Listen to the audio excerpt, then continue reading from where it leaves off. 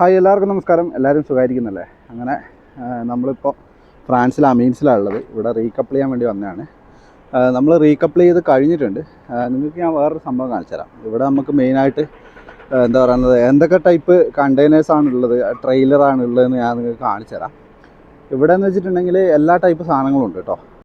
ഇതൊക്കെയാണ് ഇവിടെ മെയിനായിട്ടുള്ള സാധനങ്ങൾ കേട്ടോ. ട്രെയിലർ ഇതിൽ കണ്ടെയ്നറാണ് വരുന്നത്. റെഡൊക്കെ ഇല്ലേ, റെഡ് ബ്ലൂ ആ സാധനമൊക്കെ കണ്ടെയ്നറാണ്. ഇത് കർട്ടനാണ് കേട്ടോ. കർട്ടൻ്റെ ട്രെയിലറാണ് വരുന്നത്.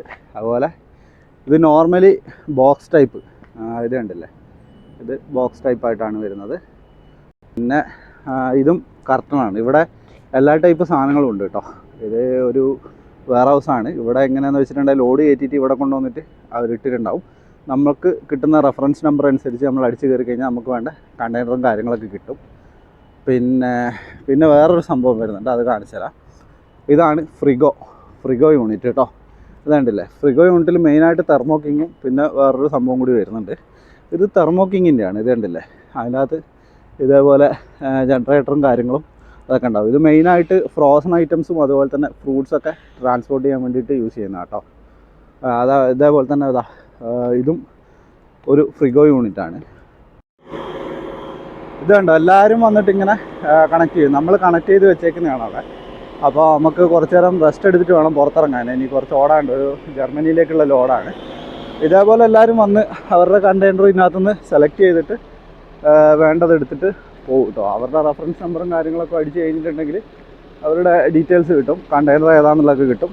അത് കണ്ടുപിടിച്ചിട്ട് അതുമായിട്ട് കണക്ട് ചെയ്ത് പോവുകയാണ് ഇവിടുത്തെ ഒരു പതിവ്. ഈ കണ്ടെയ്നറിൽ തന്നെ പല കമ്പനീൻ്റെ ഉണ്ട് കേട്ടോ. ഇത് ECS എന്ന് പറയുന്ന കമ്പനിയുടെയാണ്. പിന്നെ അതുപോലെ തന്നെ ആ കാണുന്നത് പിയോഫറിയുടെയാണ്.